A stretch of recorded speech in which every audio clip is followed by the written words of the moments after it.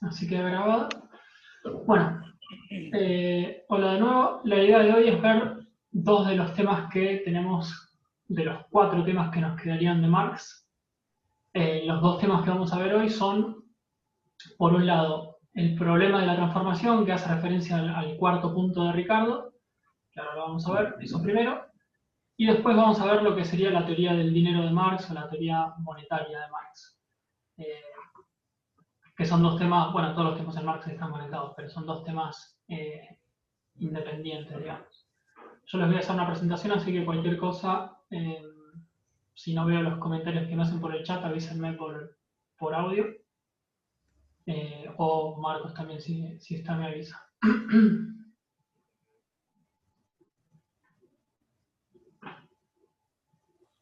Bien.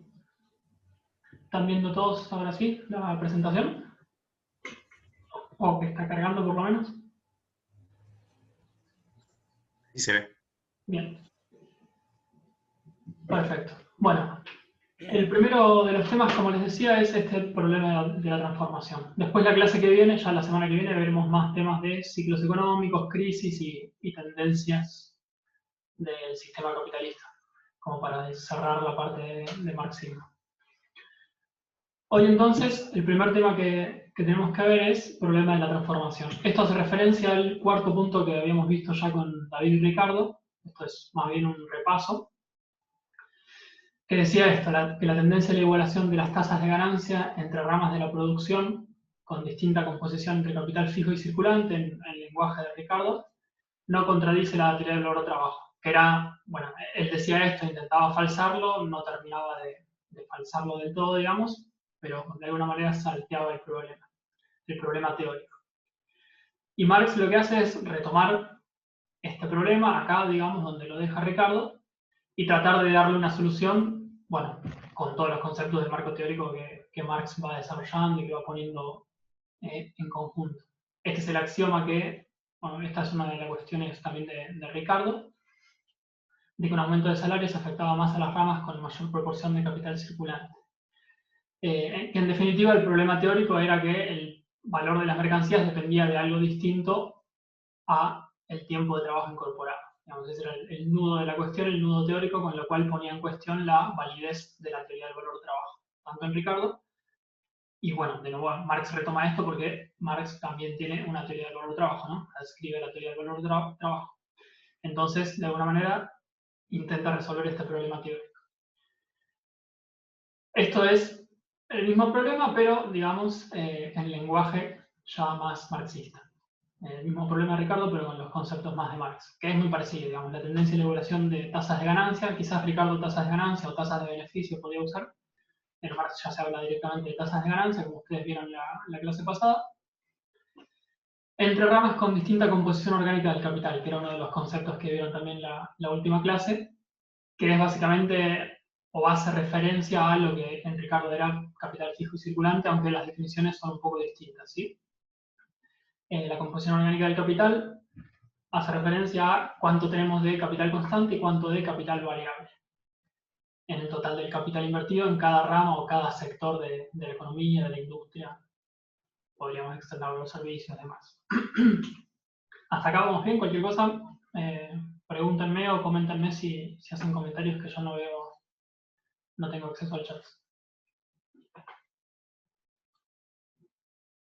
Bien, si no hay preguntas, entonces, una de las formas en que se explica esto, de forma sencilla, obviamente, porque esto tiene desarrollos mucho más complejos, es con un ejemplo. Este ejemplo ustedes lo tienen en un texto de los que tienen para leer, que es de Astarita, que es un texto muy cortito de 2 o 3 páginas, donde desarrolla este ejemplo, un ejemplo casi igual, para demostrar por qué, digamos, cómo hace Marx para resolver este problema.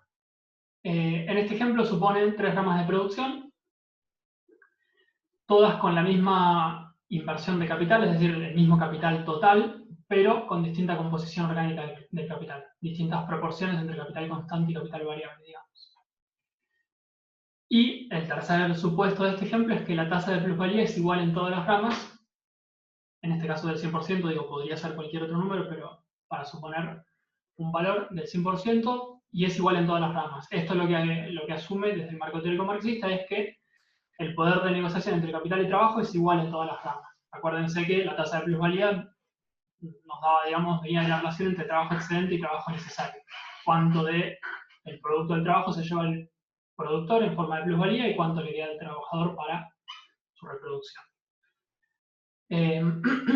Acá lo que está suponiendo es que ese poder de negociación, en definitiva, está igual en todas las ramas. Fíjense o recuerden que acá la retribución de los factores productivos no depende de su productividad marginal, digamos. Es otra la teoría de la distribución. Bueno, esta es la tabla del ejemplo. Ahora vamos a ver cómo se construye. También, si quieren, después les puedo compartir el Excel. Acá tenemos tres ramas de producción, las tres filas: rama A, rama B y rama C. En las columnas tenemos capital constante, capital variable, C más B, que es decir, este es el capital total, que es igual en todas las ramas, 100 en todas las ramas, plusvalía, valor de cambio, perdón, valor directamente, para no confundir, después hablamos de las diferencias entre los valores, y tasa de ganancia. Después en la próxima filmina le agregamos dos columnas más a esta tabla. Entonces, este es un ejemplo, si ustedes se fijan, las composiciones orgánicas del capital son distintas en las ramas. A medida que yo voy de la rama A la B y a la C, tengo menos capital constante y más capital variable. O sea, la rama A es más capital intensiva, si se quiere, y la rama C es más trabajo intensiva. Acá también asumimos que el capital variable, digamos, va todo al pago de salarios, ¿no? Siempre para ir simplificando. Vayan parándome en serio para si hay dudas o preguntas antes de avanzar. ¿Hasta acá estamos bien? Sí, estamos bien. Bueno, sí, todo bien. Perfecto. Entonces, acá suponemos, estos datos yo los supongo, ¿no? Los de capital constante y capital variable. Podrían ser distintos, pero la idea es que, más allá de que uno varíe estos números, la conclusión del ejemplo tiende a ser igual. Entonces, la plusvalía, esta columna, sale básicamente del capital variable, ¿no? De la fuerza de trabajo, en definitiva, que es la que genera plusvalía. Por lo tanto, las ramas que tienen mayor proporción de capital variable de fuerza de trabajo son las que generan mayor plusvalía, ¿sí? Y por lo tanto, son las que van a tener mayor tasa de ganancia, ¿sí? No sé si tienen presente, sino recordando, las fórmulas que vieron en la otra clase de, justamente, de tasa de ganancia, de composición orgánica. La tasa de ganancia la medíamos como plusvalía sobre el total del capital, sobre C más B. En este caso, bueno, 30 sobre 100, 30%. Entonces, esto es lo que les decía recién, a menor composición orgánica del capital. Estos son, yo voy usando siglas, cualquier cosa, si ven alguna sigla que no les suene, me preguntan. A menor composición orgánica del capital, mayor plusvalía, que es lo mismo que decir, bueno, a mayor capital variable con respecto al total, tenemos mayor plusvalía y por lo tanto más tasa de ganancia. Si estamos en una situación como esta, digo, este podría haber sido el mismo ejemplo que usamos con Ricardo, digamos. Estamos en ramas con distinta composición orgánica del capital, distinta tasa de ganancia por esa cuestión. Si estamos en una situación como esta, lo que va a pasar es que hay una migración del capital, de las ramas A y B a la rama C. ¿Por qué sucede esto? Básicamente porque el capital, fluye de donde tienen menos tasa de ganancia a donde tienen más tasa de ganancia. Un mecanismo de competencia, un mecanismo competitivo que no es radicalmente distinto a la competencia perfecta, digamos, de la economía clásica. Habrá tecnicismo, pero digo, Marx asume mercados competitivos siempre, que es algo que quizás no se suele reconocer mucho, pero Marx asume en general que hay mercados competitivos, que hay competencia. Después lo que va a asumir, lo veremos en la próxima clase, es que el funcionamiento propio de los mercados competitivos lleva a la concentración económica, a diferencia de la teoría clásica. Pero parte de supuestos, digamos, de mercados competitivos. Entonces, habiendo mercados competitivos, no habiendo grandes barreras, etc., el capital fluye de las ramas con menor tasa de ganancia a las ramas con mayor tasa de ganancia. Y esto genera dos efectos, digamos. Por un lado, aumenta la oferta de bienes finales, de los bienes que produce la rama C, que es la que recibe las inyecciones de nuevo capital, las inversiones. Y si hay más oferta en esa misma rama, porque en definitiva hay más capitales compitiendo y produciendo ese producto que genera esa rama de producción, bajan los precios de los bienes que se producen. Parece un trabalenguas, pero digo, estoy diferenciando entre rama de producción y los productos finales que produce cada una. Entonces bajarían los precios en la rama C, los precios de los bienes que produce la rama C. Y por otra parte, como el capital salió de las ramas A y B, baja la oferta de bienes finales en esas ramas. Y por lo tanto, al haber menos oferta, van a tender a subir los precios de los bienes finales que se producen en estas dos ramas, en las ramas A y B.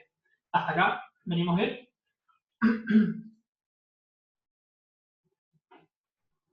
Sí, sí. Bien. Entonces, lo que sucedería con esto es esto que está escrito acá al final. Hay un desvío de los precios con respecto a los valores, ahora vamos a ahondar en esto. Es decir, los precios a los que se venden las mercancías A, B y C, se van desviando de los valores, de lo que sale de la teoría del valor trabajo, digamos, ¿no? Lo que tenemos acá. Los precios se van desviando por este efecto de que fluye el capital hacia la rama C y los precios de mercado varían. ¿Y hasta cuándo se desvían estos precios? Este cambio, digamos, de los precios que se deriva de los flujos de capital entre ramas. Bueno, hasta que las tasas de ganancia, esta que tenemos en esta columna, en promedio se igualen a la tasa de ganancia media de la economía. ¿Sí? Que la tasa de ganancia la tenemos ahí abajo. No sé si ustedes ven mi... Ahí está. La tasa de ganancia la tenemos ahí abajo, en definitiva siempre la vemos como P sobre C más B. La tasa de ganancia media de toda la economía es eso que está escrito ahí abajo, 60, 60, dividido 300 del capital total que hay invertido en la economía, más allá de cómo esté distribuido entre las ramas, que me da este 20%. Esta sería la tasa de ganancia promedio de la economía. Y a esa tasa de ganancia promedio confluyen, convergen las tasas de ganancia de cada una de las ramas de producción. Y esto, antes de pasar a la filmina siguiente, hasta acá, digamos, esto de un recordatorio, digamos, tanto en Marx como en Ricardo, esta cuestión de la igualación de las tasas de ganancia entre ramas de producción es algo que ellos tomaban como, no es que tomaban como dado, sino que la observación empírica de la realidad económica les indicaba que tendencialmente las tasas de ganancia entre las ramas de producción diferentes tendían a igualarse por este tipo de fenómenos. Es decir, que no había diferencias muy grandes permanentes entre tasas de ganancia en distintas ramas. Por eso era que ellos tenían que explicar por qué esa cuestión, esa cosa que pasaba en la realidad, no era incompatible con la teoría del valor trabajo. Entonces, lo que decíamos es, tenemos este flujo de capitales, se alteran los precios en las tres ramas de producción, se empiezan a desviar de los valores, de los que se derivan de la teoría del valor trabajo, hasta que las tasas de ganancia confluyan con la tasa de ganancia media de la economía. Y ahí paso a la siguiente filmina. Acá, esta tabla es la misma, todo esto es en la misma tabla de recién, salvo las últimas dos columnas, que son nuevas, que tenemos una columna de precios de producción y una columna de precios de producción, o sea, esta misma columna menos la columna de valor. Ahora vamos a explicar cada uno. Los precios de producción en Marx, que es un concepto, digamos, nuevo que incorpora para resolver este problema, son los precios que garantizan esto, una tasa de ganancia igual en todas las ramas. Los precios que garantizan y permiten que las tasas de ganancia se igualen entre las diferentes ramas. Estos precios que efectivamente fluctúan y se desvían de los valores de esta columna que tenemos acá.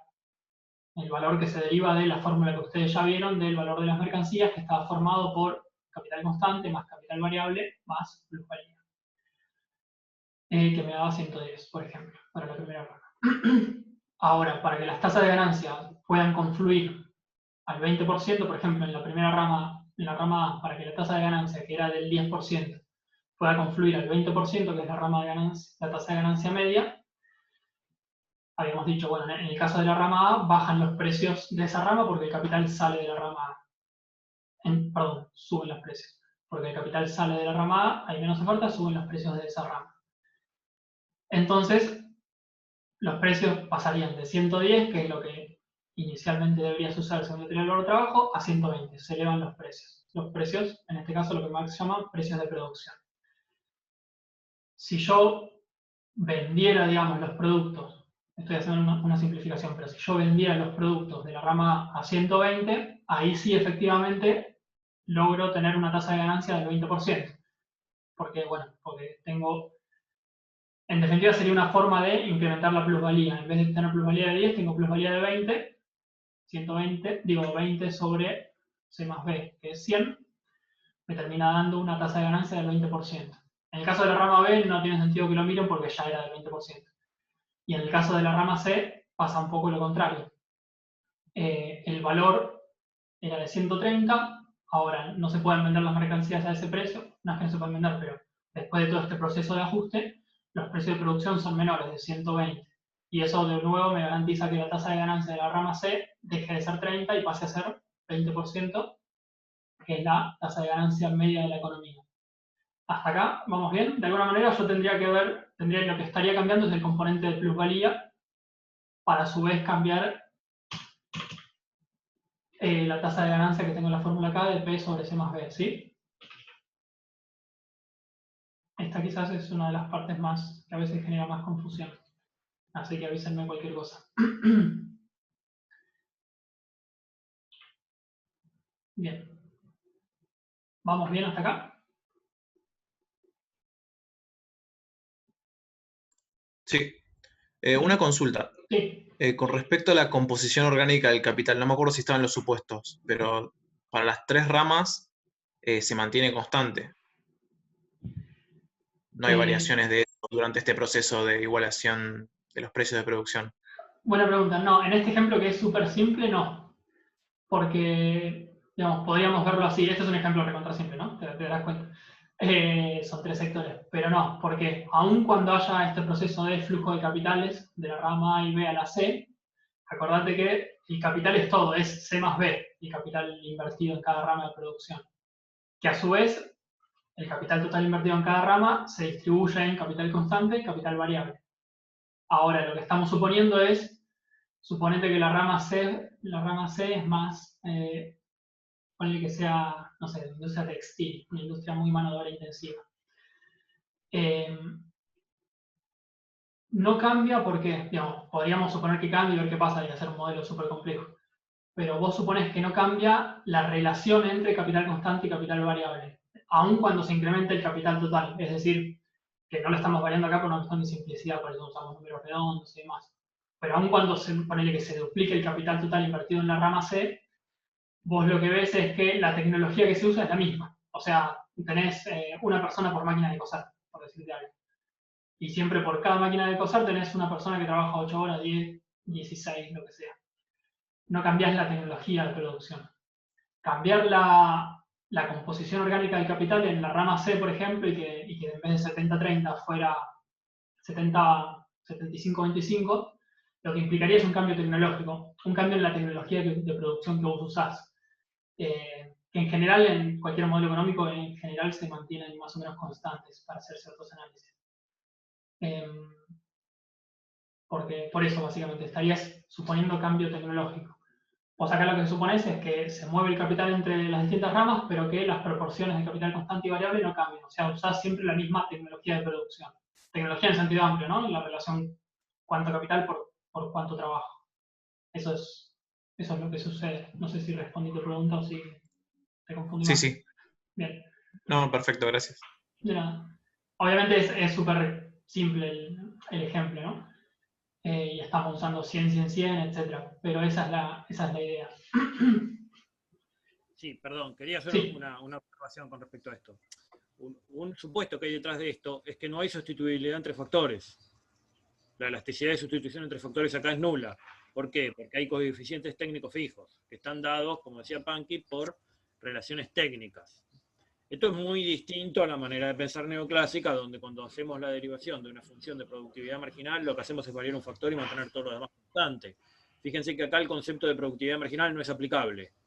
¿Por qué no es aplicable? Porque no hay posibilidad de sustitución entre factores. La combinación, la proporción en las cuales se pueden combinar los factores se fija. ¿Por qué? Porque está dado por determinadas condiciones tecnológicas. Y la verdad es que en la realidad las cosas son bastante próximas a eso. el margen de sustitución entre factores que tenemos en cualquier proceso productivo dado es bastante limitado. Es bastante limitado porque depende de cuestiones técnicas. No podemos incrementar demasiado la cantidad de trabajadores sin incrementar la cantidad de capital, y tampoco podemos incrementar mucho la cantidad de capital sin variar la cantidad de trabajadores que operen sobre esas unidades de capital. Si esto es así, no podemos derivar funciones de productividad marginal. No podemos apelar a uno de los conceptos centrales de la teoría neoclásica. Y la otra cuestión es que esto es un proceso dinámico. Nunca vean esto como una cuestión de estática comparativa. Esto es un ejemplo numérico para ilustrar el concepto. Pero no es que Marx concibe que una vez que llegamos a la igualación de la tasa de ganancia entre todas las ramas de producción, llegamos a la situación en la cual los desvíos de los valores con respecto a los precios es cero y se detuvo el proceso.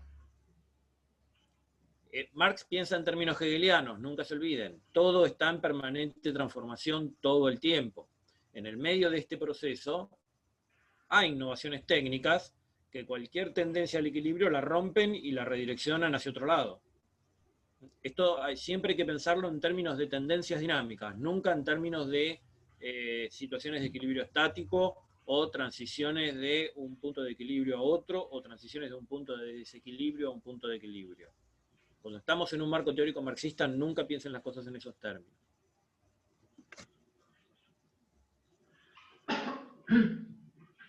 Exactamente. Bien. Y bueno, un par de cuestiones más antes de terminar esto. Primero, bueno, además de que esto es un ejemplo, digamos, congelado para ver conceptualmente el problema, lo que se llama el problema de la transformación de valores a precios, que ahora cuando terminemos les va a quedar más claro del título pero así se llama en la literatura marxista, digamos. Esta cuestión de la resolución al cuarto punto de Ricardo. Un par de cuestiones que algo dijo recién Marcos. Primero, en este proceso de movimientos de capitales y movimientos de precios, cuando los precios se desvían de los valores, los precios de producción pasan a ser distintos a los valores, lo que yo tengo es una transferencia de plusvalía entre ramas de producción. Lo que yo les decía recién, bueno, para llegar a la tasa de ganancia del 20% en todas las ramas, de alguna manera lo que estoy cambiando es la P, la plusvalía, la P de la fórmula de tasa de ganancia, que es P sobre C más B. Y lo que estoy teniendo es una transferencia de plusvalía de las ramas más trabajo intensivas a las ramas más capital intensivas. O sea, las ramas trabajo intensivas son las ramas que tienen mayor proporción de capital variable, mayor B, que son las que generan más plusvalía, digamos, por definición, pero no se quedan con esa tasa de ganancia del 30%, por ejemplo, sino que hay una transferencia de plusvalía. ¿A dónde? A las ramas más capital intensivas. Es una transferencia de plusvalía que se da en la esfera de la circulación, que esto lo vieron en las clases pasadas. Es decir, no se da en el proceso productivo, sino que se da de alguna manera después, ya en el proceso de circulación, en el proceso del intercambio de mercancías. Y es una transferencia de plusvalía entre ramas de producción, digamos. Acá no es que les traigo plusvalía a los trabajadores, bueno, se la extraje acá en cada fila, en cada sector productivo, pero después esa plusvalía circula entre ramas de producción, entre distintas fracciones del capital, podríamos decir, en la esfera de la circulación, por esta cuestión de la competencia entre capitales que se van moviendo buscando las mayores tasas de ganancia, cambian los niveles de producción, los niveles de oferta y demanda, diríamos, de las mercancías, y de esa manera van habiendo transferencias de plusvalías entre ramas del capital.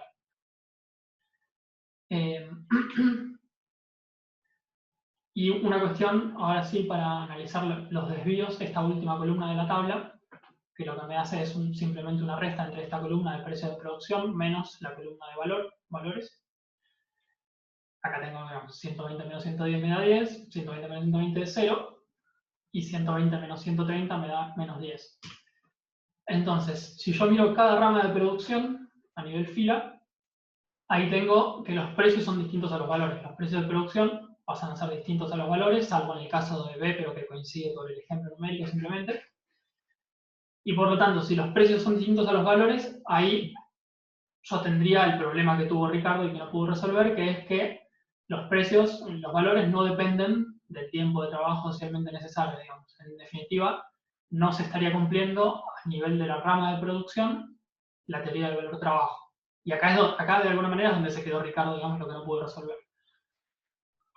Ahora, Marx, con todo este desarrollo, lo que dice es, si miramos globalmente la economía, tenemos que la sumatoria de los valores, 110 más 120 más 130, que me da 360, es igual a la sumatoria de los precios de producción, que es 120 en cada rama, 360 también.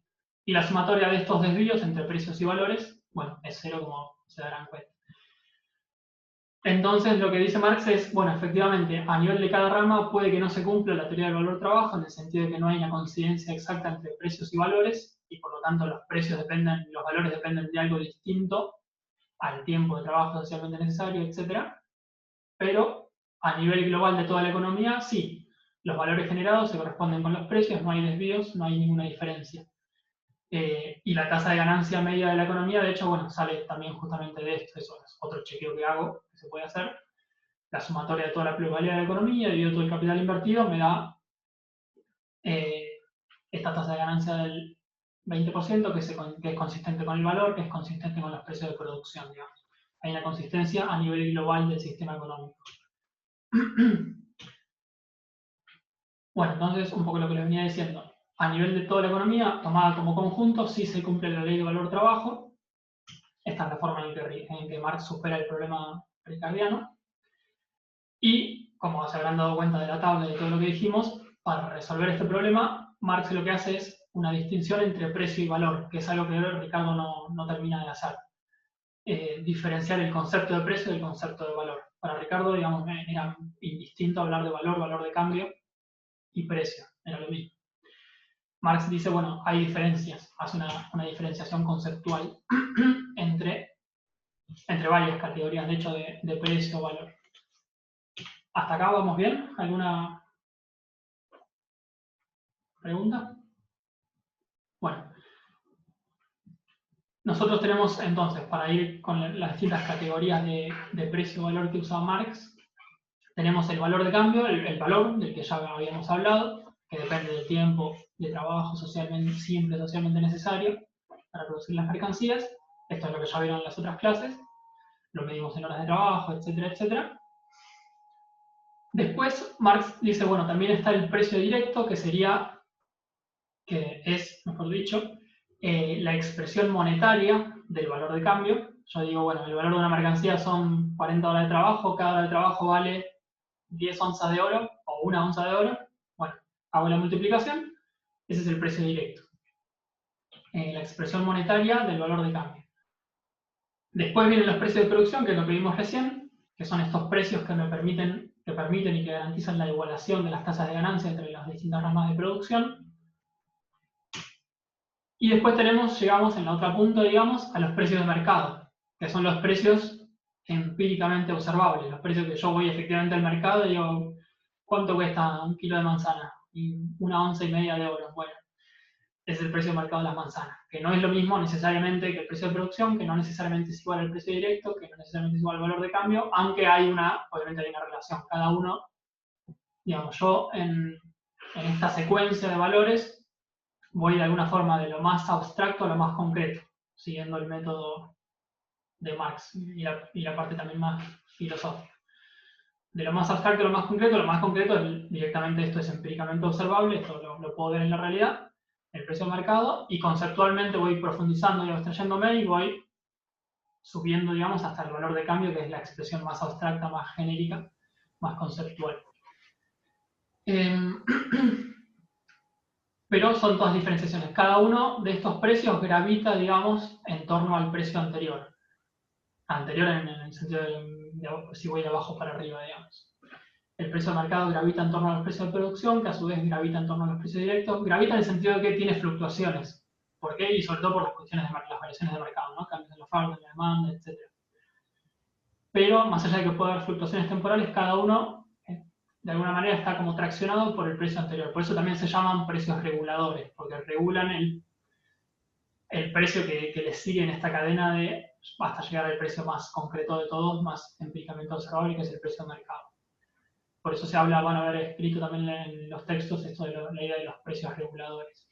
Que puede ser el precio de producción, el precio directo, etc. Que van regulando, cada precio regula el otro, o desde visto a la inversa, cada uno de estos precios gravita en torno al precio anterior, por decirlo así. Y esta es la forma, concluyendo, en la que Marx cierra este problema de la transformación de valores a precios.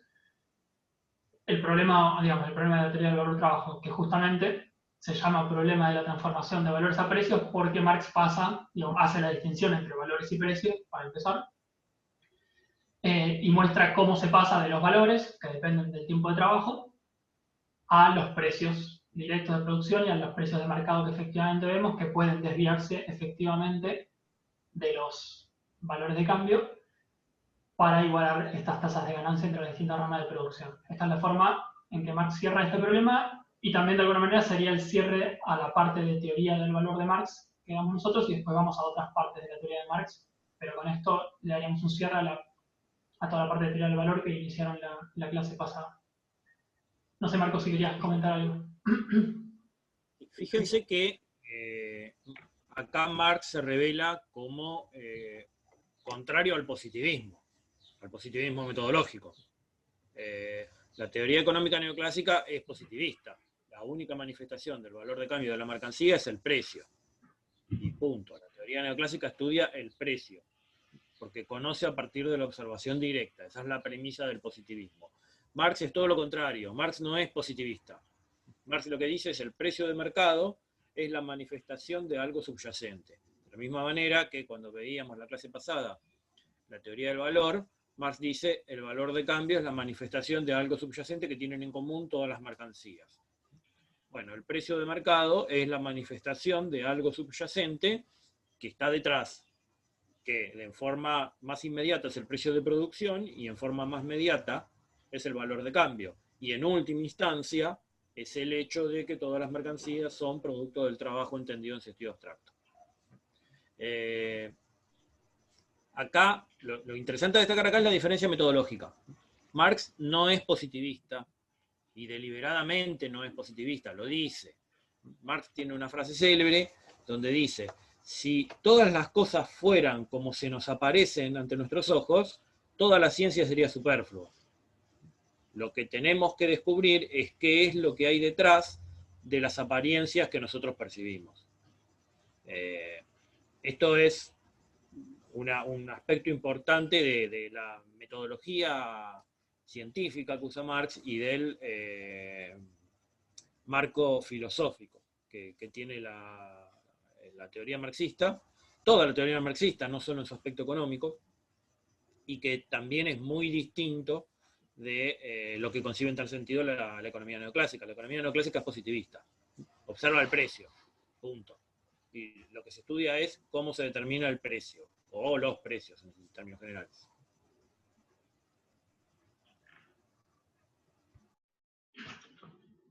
Bien, ¿alguna duda hasta acá, antes de que cambiemos de tema?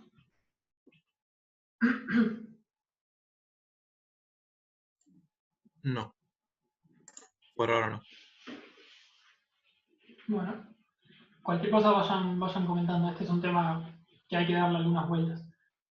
Después, si me hacen acordar, les paso el Excel, que no es lo mismo, es lo mismo que la tabla, pero está hecho con formulitas, digamos. Así que lo pueden chusmear y ver cómo está construido, digamos, por cualquier cosa. Pero está con las fórmulas que ustedes ya vieron de tasa de ganancia y demás. Tasa de plusvalía, etcétera, etcétera.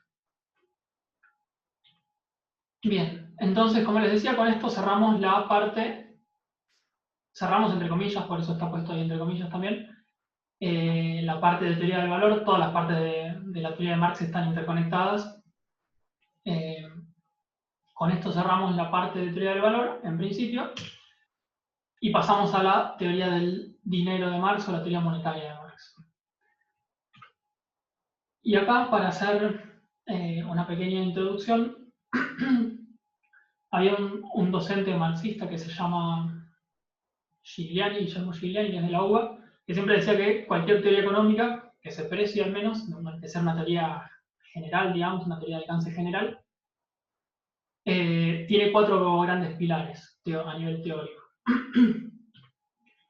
que son estos 4. Una teoría del valor, que es lo que nosotros ya estuvimos viendo de Marx y también, bueno, de Smith, de Ricardo, cómo se genera el valor, qué es el valor, etcétera, etcétera. Una teoría de la distribución, que es, bueno, cómo se distribuye ese valor generado, el producto que genera la sociedad. Una teoría monetaria, que es lo que vamos a ver ahora, y una teoría de la acumulación de capital, hoy podríamos decir una teoría del crecimiento, del desarrollo, una teoría más de la dinámica del sistema económico. Esos, según él, me parece interesante, son los 4 pilares de cualquier teoría económica.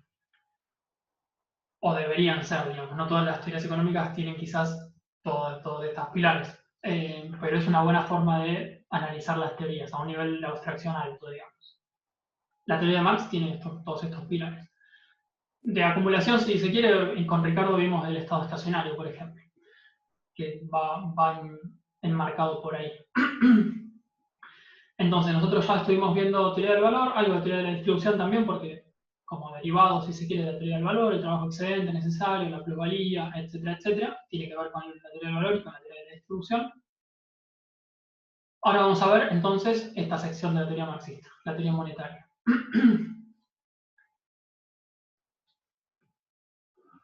Bien, para poner un mínimo contexto a la teoría de Marx, recuerden que en la época en que Marx escribía y analizaba, en el mundo, en el intercambio comercial, en el mundo, digamos, tanto en el intercambio comercial entre países como internamente, en la economía interna de cada país, regía lo que era el patrón hora.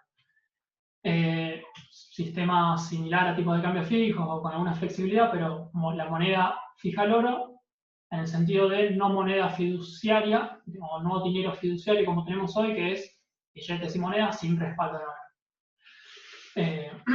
Recuerden que el respaldo en oro se cayó a principios de los 70, nunca me acuerdo si fue en el 73 o 71, o se terminó de caer, cuando Nixon declaró la inconvertibilidad del dólar al oro. Pero hasta ese momento hubo patrón oro en el mundo con idas y venidas. Cuando había guerra se caía el patrón oro porque había que imprimir dinero, después se volvía, etcétera, etcétera. Pero en la época de Marx regía el patrón oro, es decir, al menos en teoría y en general, el dinero emitido, las libras esterlinas, etcétera, etcétera, tenían su respaldo en oro. Que de hecho, bueno, ese es el origen del dinero, ¿no? Notas que representaban algún valor en metales preciosos que estaba guardado en los bancos. Por eso Marx analiza la cuestión, la teoría monetaria de Marx está planteada en términos de oro, de monedas de oro, de onzas de oro y demás. También un poco eso está en el origen de la teoría cuantitativa del dinero y de varias teorías monetarias. Bien, entonces, esto está basado sobre todo en 2 textos de los que tienen ustedes. Tienen el capítulo 3 del Capital, que es la parte de teoría monetaria marxista, y hay un texto de Anwar Shaikh que también tiene varios temas que vamos a ver. Uno de esos temas es la teoría monetaria. Entonces, esto con lo que arranco ya acá, que dice el dinero no da valor, solo lo mide, es una de las tantas cosas que dice Marx. Léanlo, sobre todo el capítulo 3, tiene mucho de lo que hablaba Marcos recién de la parte filosófica, metodológica de Marx, en cuanto al análisis del dinero, del rol del dinero, en los intercambios mercantiles, pero léanlo, digamos, recordando la parte filosófica, la parte más hegeliana y dialéctica de Marx, porque es muy interesante para leer en ese sentido, digamos, con ese foco. Tiene un desarrollo muy bueno. Entonces Marx dice, bueno, el dinero no da valor, es una obviedad, pero digo, la pongo porque está, y es interesante, no está de más aclarar, solo mide el valor, pero no da valor, no otorga valor. Entonces dice, bueno, ¿de qué depende el precio en dinero de una mercancía? Un poco, algo ya estuvimos viendo en la parte anterior. Depende de su valor de cambio. Voy usando abreviaciones. Depende de su valor de cambio, dice Marx. Esto ya lo vimos.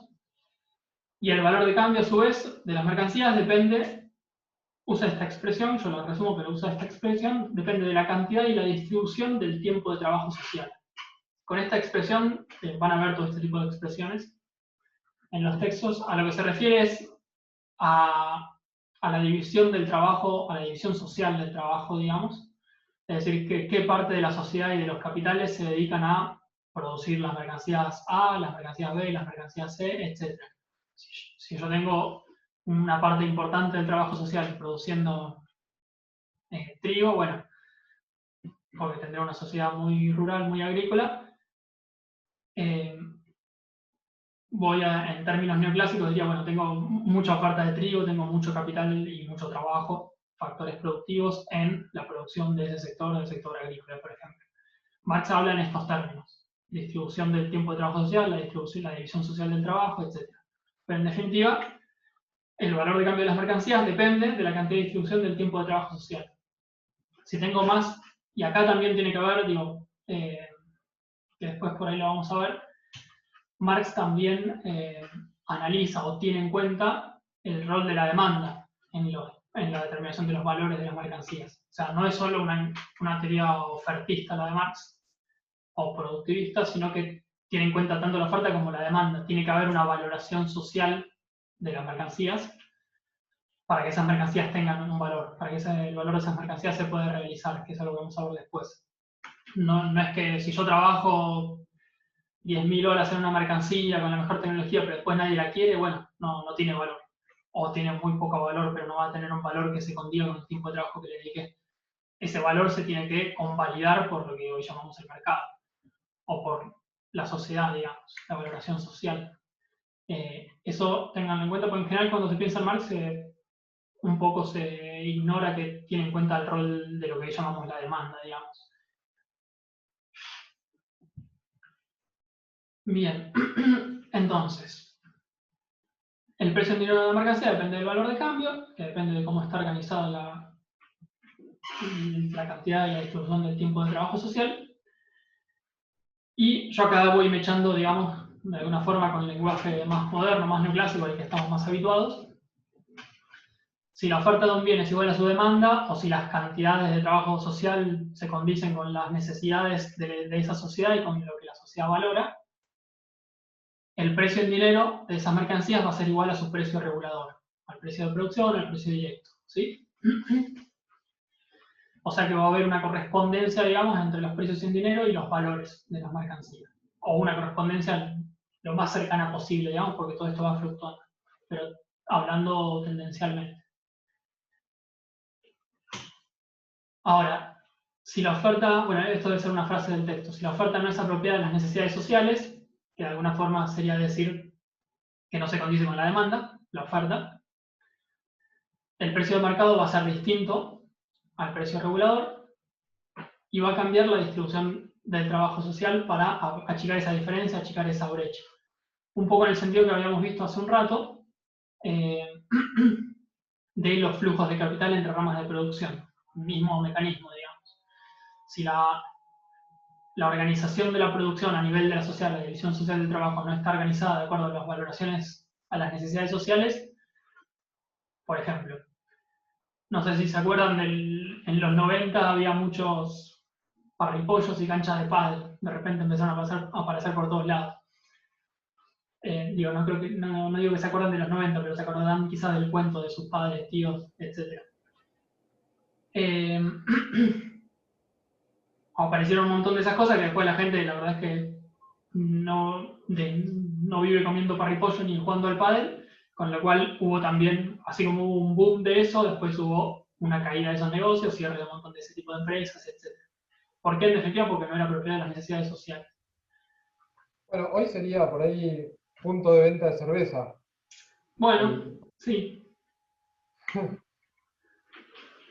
Sí, coincido, digamos. Quizás la discusión es si ya se llegó al pico o si ya lo pasamos o si estamos por llegar, pero en algún momento, a medida que aumenta la oferta en un sector, los precios tienden a bajar por la competencia, digamos. O sea, hay una saturación, digamos. Sí, yo creo que el ejemplo actual es el de la cerveza en los bares en su momento. Bueno, ahora estamos en pandemia, pero también en su momento habrían bares nuevos todos los días y en algún momento el mercado se satura, o sea, las necesidades sociales en algún momento se cubren, digamos.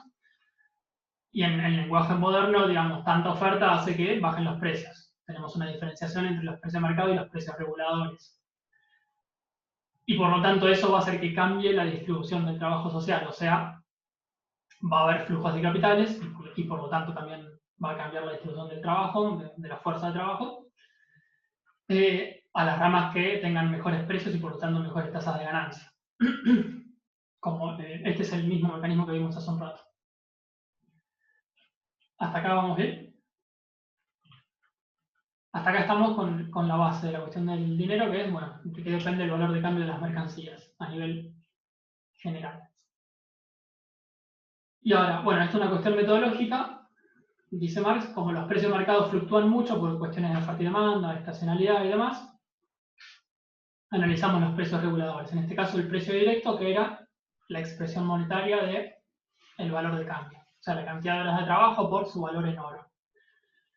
Y que no cambia el resultado según si pasamos de uno a otro, después se explica por qué. Simplemente para simplificar. Bien, yo acá les voy haciendo un desarrollo simplificado del desarrollo que está en Shaikh, sobre todo, bueno, en Marx también, quizás con algún cambio de orden para tratar de hacerlo lo más claro posible. Entonces, el desarrollo de, acá vienen algunas fórmulas, arranca con estas concepciones. Si el precio de cualquier mercancía es su valor relativo al del oro, o sea, su valor en relación al valor del oro, acuérdense que partimos de esto de los precios directos, entonces defino esta ecuación que tenemos acá, que es, básicamente lo que me dice es estas tres definiciones. TP es la suma o sumatoria, yo acá lo abrevio, digamos, la suma de los precios de todas las mercancías producidas. Acá una aclaración, ustedes lo van a ver así en los textos, en los dos, en el de Shaikh y en el de Marx, esta expresión, la suma de los precios de todas las mercancías producidas en un periodo de tiempo, ¿no? En un año, etc. Acá en realidad, yo les hago una aclaración, más que suma de los precios, yo se los pongo como están los textos, pero se refiere a la suma de los precios de cada mercancía multiplicado por las cantidades de esas mercancías, digamos. No es simplemente sumar todos los precios. No es 50 pesos el kilo de papa y 40 el kilo de batata. Sino que es de toda la producción, digamos, como si yo tuviera el PBI de alguna manera. Cada mercancía producida multiplicada por su precio. Esa es la expresión que resumiría TP, que en los textos la van a ver así, como la suma de los precios de todas las mercancías producidas. Una aclaración. Sería el volumen de transacciones. Claro, exactamente. Que ahora lo vamos a ver en las ecuaciones más parecidas a las de la teoría cuantitativa y demás. El volumen de transacciones. Cantidad de mercancías, cada uno multiplicada por su precio. O sea, sería una sumatoria, la sumatoria de P sub I por Q sub I, digamos, por ponerlo con subíndices. Pero así está puesto en el texto. Entonces, la suma de los precios de todas las mercancías producidas es igual a la sumatoria de los valores, TW, la sumatoria de los valores, dividida por WG, que es el valor de la unidad de oro. En el caso del ejemplo que usan los textos, de una onza de oro, o de una moneda de oro. Esto es la definición que acabamos de dar acá, en fórmula, digamos. El precio de cualquier si el precio de cualquier mercancía es su valor, TW o W, en relación al valor del oro. Y acá lo estamos viendo en términos totales, ¿no? Pero sale de esta definición. Si aceptamos la definición de precio directo, que en definitiva es el valor medido en horas hombre multiplicado por cuánto vale, bueno, el precio de cualquier mercancía es su valor en relación al valor del oro. Hasta acá estamos bien, esta es la base de todo lo que viene después.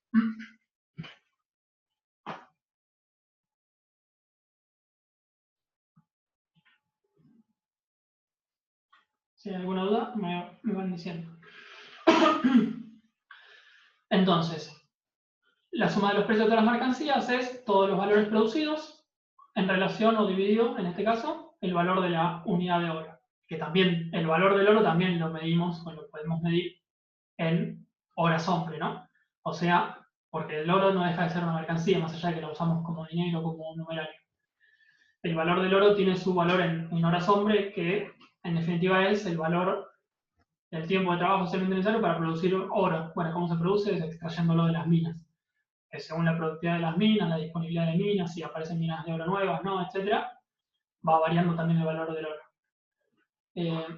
Eso tenganlo en cuenta. Por eso hacemos esta división y llegamos a esto, la sumatoria de los precios de todas las mercancías producidas. Bien, esto es un poco lo mismo que les dije recién, en términos de mercancías individuales y en términos de mercancías totales. La suma de los precios de todas las mercancías está dada por su valor en relación al valor del oro. Vayan frenando cualquier cosa ahí, porque esto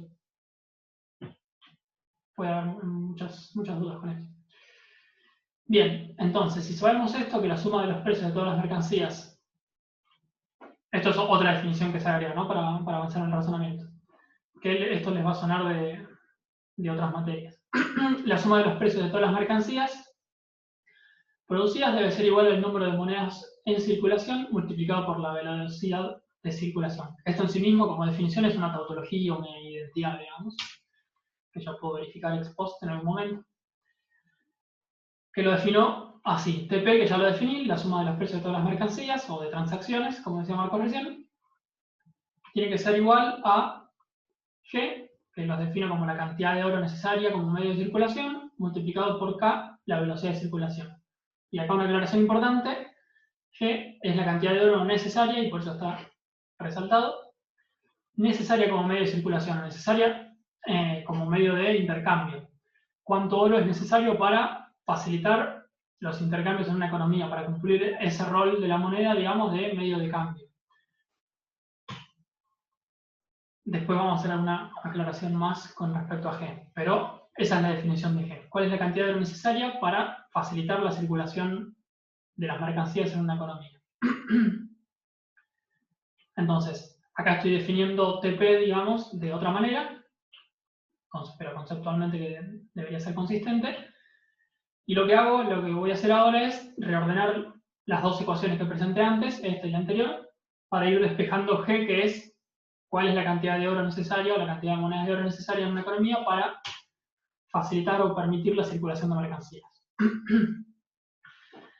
Bien, esto es simplemente todo lo anterior reordenado. Esta primera parte de la ecuación es reordenar esta primera ecuación. Básicamente paso acá dividiendo para acá abajo.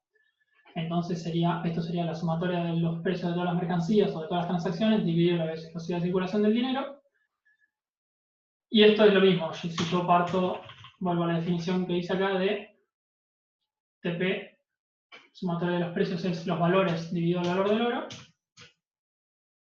Bien, reemplazo acá y tengo esta definición, que a su vez G, la cantidad de oro necesaria como medio de circulación, es el valor de las mercancías en relación al valor del oro, dividido también la velocidad de circulación del dinero. Ahora seguimos con esto. ¿Hasta acá estamos bien? Antes de avanzar con las implicancias de esto.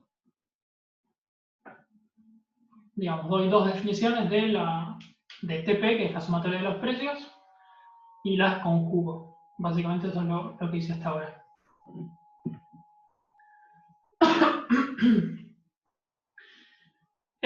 Esta ecuación de acá, TP es G por K, les debería sonar de... ¿Lo vieron con otra fórmula en alguna materia en algún momento? ¿O les suena parecido a? ¿Puede ser con la teoría cuantitativa del dinero? Exactamente. No es lo mismo, pero sí. Es parecido, digamos. TP viene a ser el volumen de transacciones, como decía Marco, que de hecho lo vemos como P por T usualmente.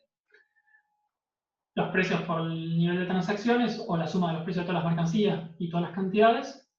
Y acá tenemos cantidad de oro, cantidad de circulante y velocidad de circulación.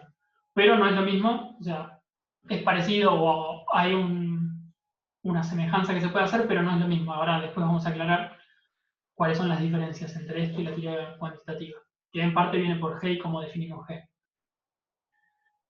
Pero bueno, obviamente sí, hay similitudes con la teoría cuantitativa del dinero, la ecuación cuantitativa, etcétera, etcétera.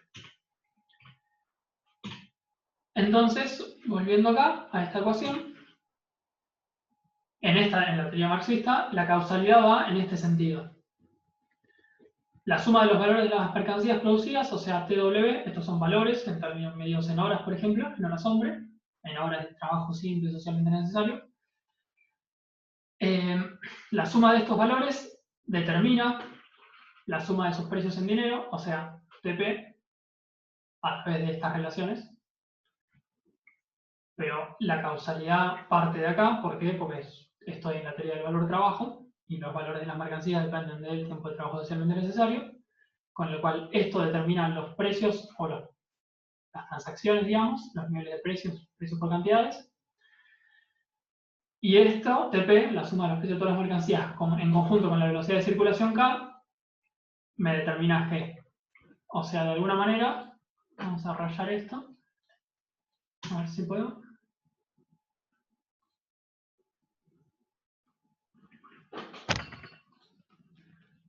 De alguna manera,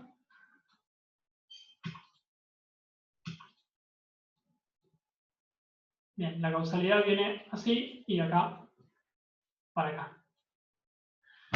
Este quedó muy lindo. Pero la relación de causalidad va en ese sentido y no al revés, que eso es lo importante en realidad. Que ahora, ahora cuando vuelva a la presentación lo diferenciamos bien de la teoría cuantitativa.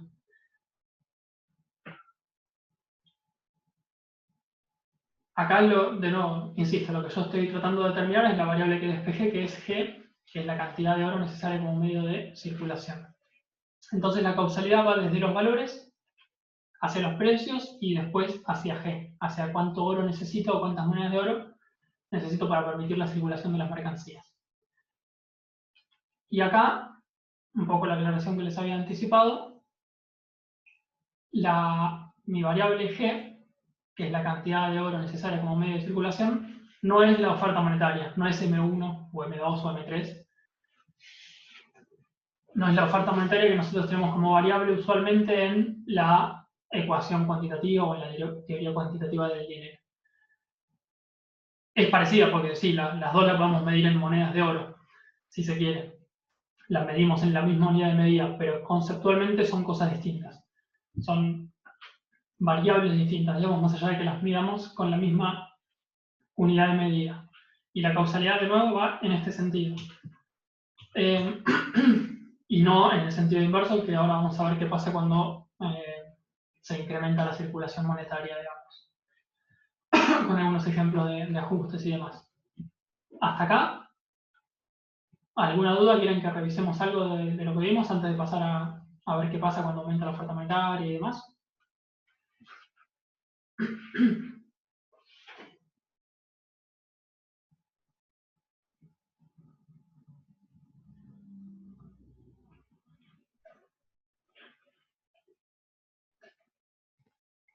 Bueno, pregúntale con confianza que el marxismo es complicado, la teoría monetaria es complicada y las dos cosas juntas son más complicadas.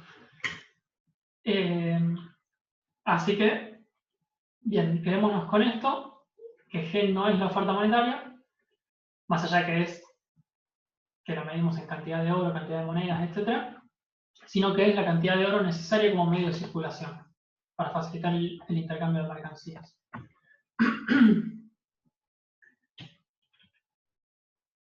Bien, ahora entonces vamos a ver un ejemplo de qué pasa si tenemos más monedas en circulación que las necesarias. Por eso acá lo resumo, digamos, acá M1 estoy usando el lenguaje moderno, obviamente, de lo que sería una macro estándar, para simbolizar la oferta monetaria, como distinto a G. ¿Cuál sería la diferencia? Entonces, G es la cantidad de oro necesaria para facilitar la circulación de mercancías, M1, sería la oferta monetaria total, la circulación de oro total que hay en esa economía, que puede ser igual, mayor o menor a la cantidad de oro necesaria para facilitar o permitir la circulación de mercancías y la circulación ampliada y demás en una economía. ¿Sí? ¿Está bien la diferencia entre las dos variables, entre M1 y G, digamos?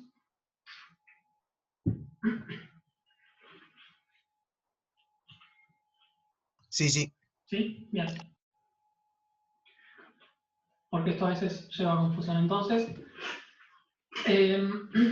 M1, vamos a ver un ejemplo en que la circulación de oro Y fíjense que acá estoy hablando en estos términos. No estoy diciendo que aumenta M1, más allá de que, bueno, quizás parte de un aumento en M1, pero lo que importa acá en este análisis es cuando M1 pasa a ser mayor que G. No cuando aumenta M1 en macro, en introducción a la economía, etc. Estamos acostumbrados a hacer ejemplos de aumenta la oferta monetaria, ¿qué pasa? Acá lo que importa es cuando la oferta monetaria pasa a ser más grande que G, o sea, más grande que la cantidad de oro necesaria como medio de circulación. Que obviamente pasa a ser más grande porque aumenta, pero lo importante es cuando sobrepasa los requerimientos de la circulación ampliada, que no es exactamente lo mismo, digo, es fina la diferencia, pero para estar usando el lenguaje y los conceptos de la teoría marxista. Entonces, ¿qué pasa cuando la oferta monetaria es mayor a la necesaria para la circulación? Bueno, primero dice Marx, y ya ahí se vuelve redundante una parte de todo ese circulante. Redundante sobra, digamos, moneda ociosa, y se retira de la esfera del intercambio, obviamente porque sobra para los intercambios. Eso que se retira va al atesoramiento, artículos de lujo, de oro en esa época, porque el oro era moneda y a la vez, bueno, un poco hoy también es reserva de valor, pero en esa época más en términos materiales, que es lo que se llama forma tesáurica del dinero. Tesáurica por si se acumulan tesoros, básicamente. Tesoros personales diseminados por todo el país, dice Marx. Pero a medida que se desarrolla la producción de mercancías, el sistema bancario, o sea, el sistema capitalista, se desenvuelve, y se va profundizando la circulación ampliada, por ponerlo en esos términos, los tesoros salen de las esferas de las personas particulares y van a los bancos. Los excesos de oro, los excesos de moneda, de circulante. Van a la reserva de los bancos en el sentido que la gente deposita su excedente de oro, de moneda, en los bancos, ¿sabes? Lo que serían cuentas bancarias a nombre de esas personas, ¿no? Y acá entonces empiezan los efectos monetarios de un aumento del circulante. Si suben las reservas de los bancos, o sea, el oro o el dinero que los bancos tienen en sus reservas, porque recibieron más depósitos, lo que tienen es más, para los bancos el dinero, el oro, sus reservas son capital. Digo, el capital de los bancos no es máquina, no son máquinas de coser, sino que es el propio dinero. Acá juega un doble rol, y si lo leen van a ver todas las elucubraciones filosóficas, pero el dinero para los bancos juega el rol de capital, propiamente dicho. Y acá, bueno, hago un paréntesis, que lo van a ver en los textos. El dinero en sí mismo, el oro en sí mismo, dice Marx, encerrado en un baúl no es capital, propiamente dicho. Marx hace la diferencia entre el atesorador o el avaro y el capitalista. Dice, el capitalista es el atesorador racional. ¿Qué es lo que hace? No guarda su dinero en una caja porque ahí se queda, y eso no es capital, sino que lo saca, lo arroja a la circulación, a la esfera de la producción, para que vuelva de manera ampliada en el circuito que ustedes ya vieron de dinero, mercancía, dinero ampliado, la circulación ampliada. El capital es también, bueno, una de las tantas definiciones que da Marx es valor que se valoriza. O sea, de nuevo, no cualquier dinero, no cualquier monto de dinero, tesoro, monedas de oro, etcétera, son capital. Sino que el capital es por ejemplo, el dinero que está en un proceso productivo, que se arroja a la circulación y vuelve de manera ampliada y vuelve a arrojarse a la producción, circulación, y se incrementa, y siempre se va incrementando, que es una de las cosas que hace el capital. Tiene como una tendencia a incrementarse. Y si no, desaparece. Como capital. Entonces, por eso Marx hace esa diferencia entre el atesorador racional, que es el capitalista, y el avaro, que es irracional porque no multiplica su capital.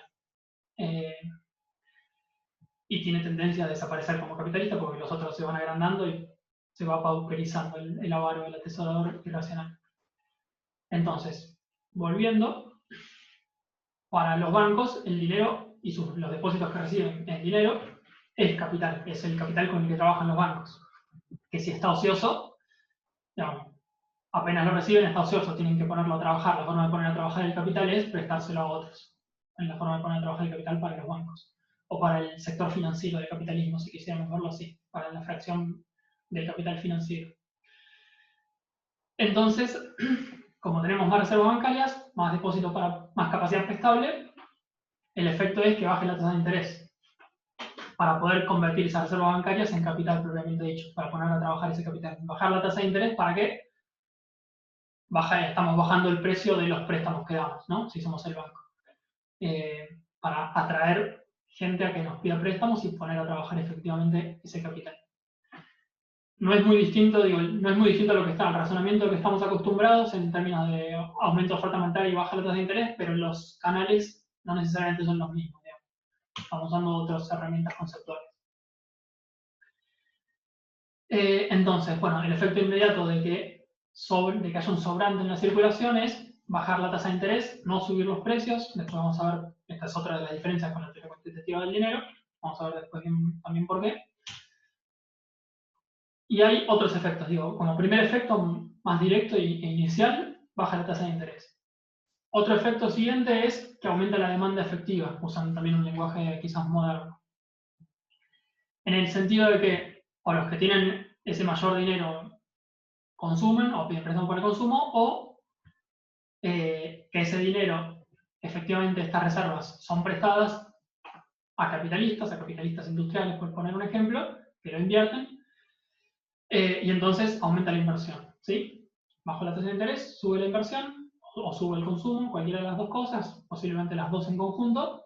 Ambas cosas suben la demanda efectiva, lo que hoy llamamos demanda agregada.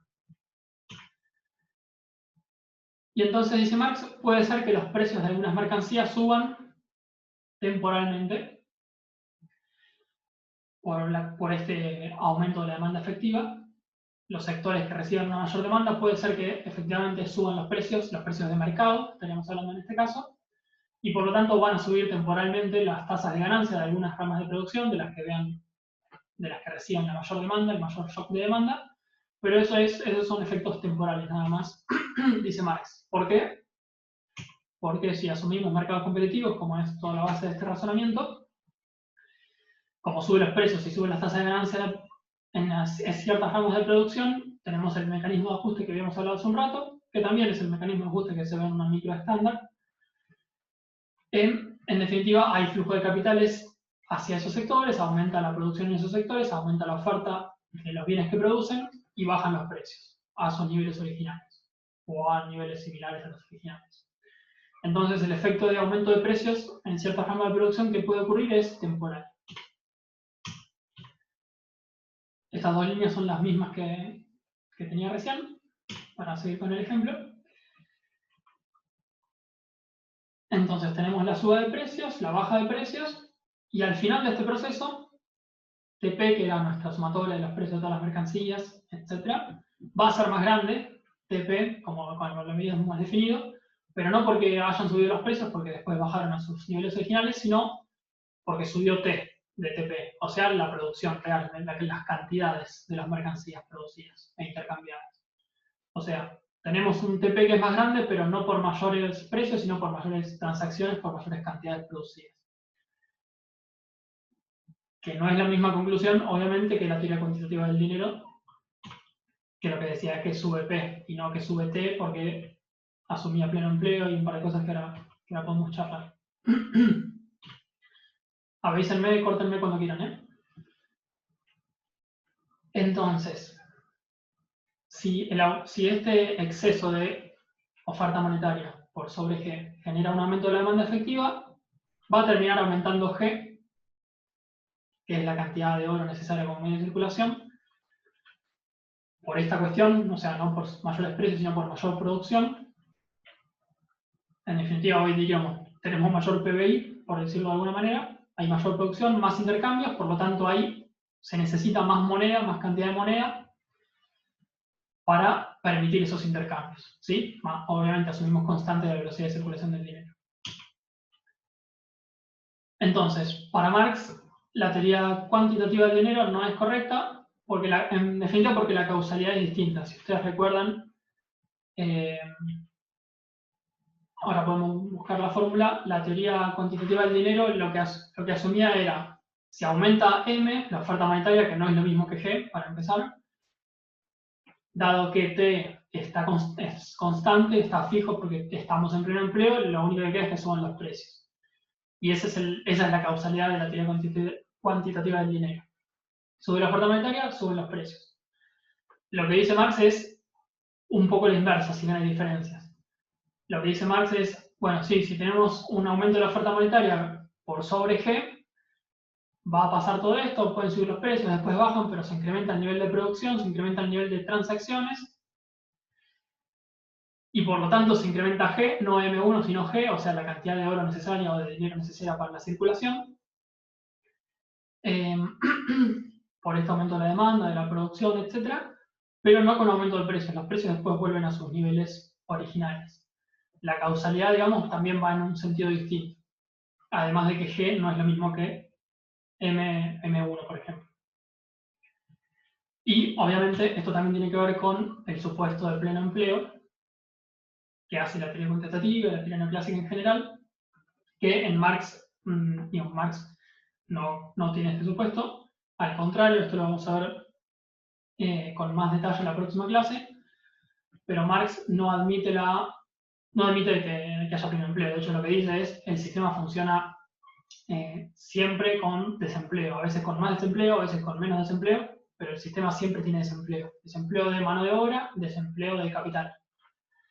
Acá tienen una referencia a IRs, Ejército Industrial de Reserva, que es lo que vamos a ver más adelante, pero que se hace referencia al desempleo de mano de obra, es decir, a la cantidad de desempleados que están, a la cantidad de trabajadores que están desempleados siempre a lo largo del ciclo económico, que a veces son más y a veces menos, pero que siempre hay una masa de desempleados que el sistema capitalista mantiene y que es parte integrante del digo, no es un error o una falla del sistema, sino que es una parte integrante del funcionamiento del sistema capitalista. Y cuando veamos la parte de ciclos vamos a ver qué rol juega en el ajuste de los ciclos económicos el desempleo. Perdón, Sí. esos desempleados que llama Marx son lo que en el texto está como los pobres, eso que los necesitan los ricos para hacerse más ricos, algo así. ¿En cuál de los textos? Está en el Capital, no sé si es en el capítulo 10 o en el 23, que habla algo así, como que dice que los ricos necesitan, o el sistema necesita de los pobres para que trabajen y de alguna manera no tengan capital y nada de eso, y los que dan el trabajo, los que tienen los medios de producción, sigan siendo más ricos. No sé si está bien lo que dije, pero... Tiene que ver, no me acuerdo, no sé Marcos si vos te acordás de la referencia exacta. Digamos, ahora vemos la definición exacta de ejército, pero sí. Seguramente lo viste en el capítulo 23, que es donde habla del ciclo económico y el concepto de ejército industrial de reserva, justamente. Sí, digamos que el término ejército industrial de reserva es un término técnico, justamente para referirse a lo que en varios pasajes después Marx se refiere también, en forma un poco más coloquial, como la superpoblación relativa o la masa de pobres que el capital necesita para reproducirse. Eso tiene que ver con la teoría del ciclo económico que vamos a ver en la clase que viene. Pero efectivamente, sí, el ejército industrial de reserva es una masa de población pauperizada y estructuralmente desempleada que el capital necesita para recomponer la tasa de ganancia en las fases de crisis. Pero como tema es lo que tiene que ver con ciclos económicos y tendencias de largo plazo del capitalismo que vamos a ver la clase que viene. Pero sí, se refiere a eso. Ah, buenísimo, gracias. No. Sí, y el ejército de reserva, digamos, es una masa de desempleados que son pobres, que están pauperizados, que pueden, quizás la diferencia con algunas otras concepciones que discutiremos en la clase que viene es que se pueden incorporar al proceso productivo de forma más o menos inmediata, digamos. O sea, son trabajadores aptos para el trabajo, justamente, más allá de que estén desempleados. Que a veces, de nuevo, a veces son más. Hoy hablaríamos de la masa de desempleados, digamos. Así como a veces se ve la tasa de desempleo, bueno, sería la masa de desempleados. Pero que están en condiciones de sumarse al trabajo. Después hay conceptos que también surgen del marxismo, como la masa marginal y cuestiones más de poblaciones marginales, que empiezan a estar justamente en los márgenes de la sociedad, del sistema capitalista, del proceso productivo, que algunas de esas concepciones, algunas las van a ver o ya las habrán visto en Desarrollo Económico, en Política 2, que no están, ya hay partes de la población, crecientemente sobre todo, ya en esta parte más del capitalismo, que no están en condiciones de sumarse a un proceso productivo, que no están en condiciones de ponerse a trabajar, digamos, bajo la lógica capitalista. No sé, Marcos, si vas a decir algo. Claro, no, sí, bueno, en relación a eso, Marx habla también del concepto de supernumerarios o superpoblación relativa, parte de la cual no es empleable y parte de la cual sí. Y cuando Marx habla de superpoblación relativa, destaca el carácter de relativa y explica por qué es relativa. Es superpoblación relativa, población que sobra, porque sobra en relación a los requerimientos del capital. Por eso es superpoblación relativa, no porque sobre en sí misma. Y sobre esto Marx hace otra reflexión, que es una reflexión mucho más profunda, que dice que en el modo de producción capitalista lo que manda es el capital. Las relaciones sociales se subordinan a los requerimientos de acumulación de capital, por eso podemos hablar de una superpoblación relativa, parte de la población que sobra en relación a los requerimientos del capital. Y sobre esto hay otro análisis que realiza Marx y que explica muy bien Néstor Cohen en varios de sus textos. Néstor Cohen es un filósofo argentino que dice que una de las características del capitalismo es que hay una inversión en la relación sujeto-objeto. Esto es muy hegeliano también. Marx dice que el trabajador y el ser humano en el modo de producción capitalista devienen objeto subordinados a los requerimientos de acumulación de capital que se convierten en el sujeto activo de la sociedad bajo el modo de producción capitalista. Y esto tiene que ver con el concepto de alienación. El concepto de alienación es que el ser humano pierde su libertad porque queda subsumido a los requerimientos de acumulación de capital. Es un poco más complejo el concepto de alienación porque también se refiere a que bajo el modo de producción capitalista los productores individuales, que son los trabajadores, pierden de vista el proceso productivo en su conjunto. Pero bueno, ahí se disparan muchísimas reflexiones a partir de cada uno de estos conceptos. Reflexiones filosóficas, reflexiones sociales y reflexiones políticas que aparecen completamente entrelazadas con lo económico, que son inseparables de lo económico. Esto tiene mucho que ver con lo que decíamos en la primera clase, lo económico, lo social, lo político, lo histórico. Marx, para todo esto para Marx está historizado, es el modo de producción capitalista, forma de organización social específica que tiene lugar en Europa entre los siglos XIV y XIX, época en la que escribe. Todos estos aspectos políticos, sociales, filosóficos e históricos aparecen entrelazados en una realidad total que es inseparable, es inescindible. Esto remite a una concepción hegeliana del todo, de cómo Marx aborda el análisis de la realidad social. Analizar lo económico es abstraer un aspecto de un todo, pero si yo lo abstraigo y lo dejo en el plano abstracto, lo que estoy haciendo es que esa cosa que estoy abstrayendo pierda su sustancia, porque solamente tiene sentido como parte del todo. Lógica relacional de los conceptos. Como ven, cuando estudiamos a Marx, no se trata de aprender modelos, de aprender fórmulas, de aprender conceptos, sino de pensar de manera diferente. Marx tiene otra metodología de pensamiento muy distinta a la de la economía ortodoxa y muy distinta a como estamos acostumbrados a pensar nosotros. Y vuelvo sobre algo que también dijimos en la primera clase. Nosotros no pensamos libremente. Eso es una gran mentira. Nosotros pensamos como nos enseñan a pensar.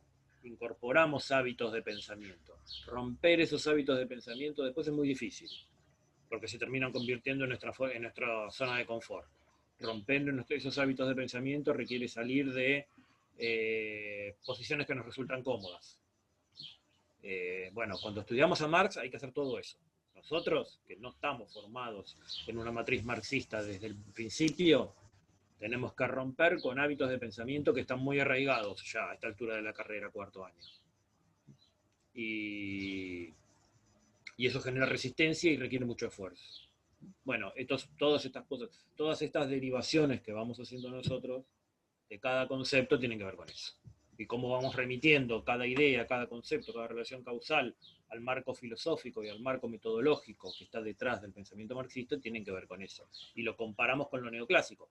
Nosotros estudiamos teoría económica neoclásica sin hacer ninguna referencia a su trasfondo filosófico, que lo tiene, a su trasfondo metodológico, que lo tiene, y ni a su trasfondo político-ideológico, que lo tiene.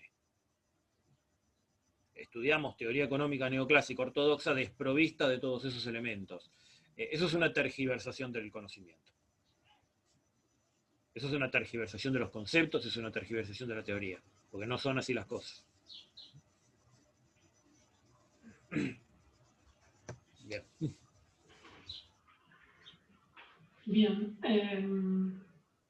Y en ese sentido, les recomiendo que también arranquen, bueno, no sé si arrancar, pero que lean por lo menos entre los primeros textos el de Zamora, que hace una explicación de lo que Marcos le explicó de la cuestión del método marxista, del método dialéctico, la filosofía hegeliana, y sobre todo las diferencias de esa filosofía con la lógica aristotélica, con la lógica más tradicional a la que estamos acostumbrados de causa-efecto, que es distinta a la dialéctica, a la dinámica, etcétera, etcétera.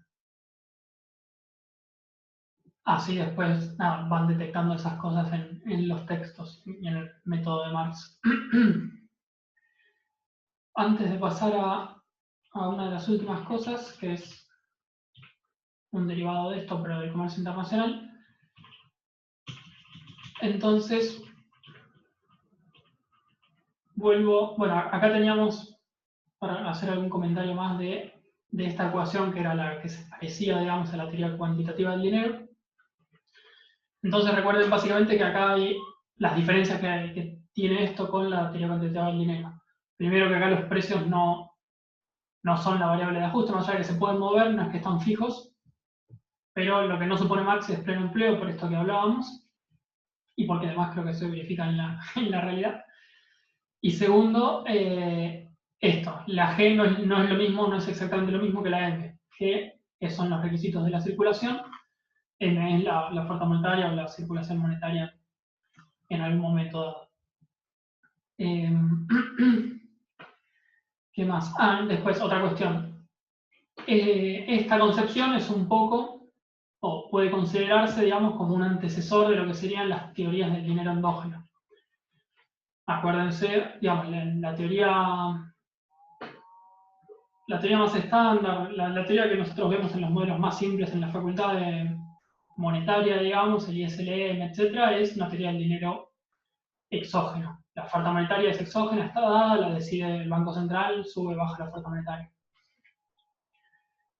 En cambio acá, de alguna, pues digo, las teorías del dinero endógeno son modernas, son bastante nuevas de hecho, pero acá podríamos encontrar un antecedente, si se quiere, en cuanto a que la circulación monetaria está atada, depende endógenamente, digamos, se deriva de la economía real. En este caso, como habíamos visto, de los valores de las mercancías, de ese valor en relación al valor del oro, y en definitiva llegamos a esta formulación. Decir que el dinero es endógeno, ustedes vieron, ¿no? Alguna, no sé si en Macro 2 o en Monetaria, ¿vieron las teorías del dinero endógeno?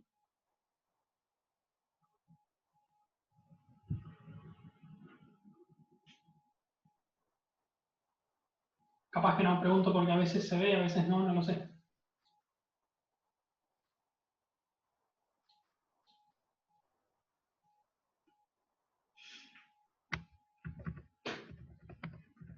¿Lo vieron, no? ¿No se acuerdan? Quienes trabajan teoría del dinero endógeno es toda una corriente de economistas que se conocen como post-keynesianos, que no es lo mismo que neo-keynesianos, y son una vertiente que podríamos considerar heterodoxa de la economía, que no forma parte del mainstream que se enseña en las universidades del mundo. Y no es una vertiente de origen marxista, sino que son un conjunto de economistas, una escuela de economía, que hace una interpretación particular de Keynes. Y se considera que los primeros post-keynesianos son los economistas integrantes del circus de Keynes, que habíamos mencionado cuando hablamos de la cuestión de la controversia del capital. los teóricos del Circus de Keynes, entre los cuales están Joan Robinson, Kaldor, Kalecki, Garegnani, Pacinetti y otros economistas menos conocidos. Ellos son los fundadores de la escuela post-keynesiana, que hacen una interpretación particular de la teoría keynesiana, distinta a la que hacen los teóricos de la síntesis neoclásica, muy distinta.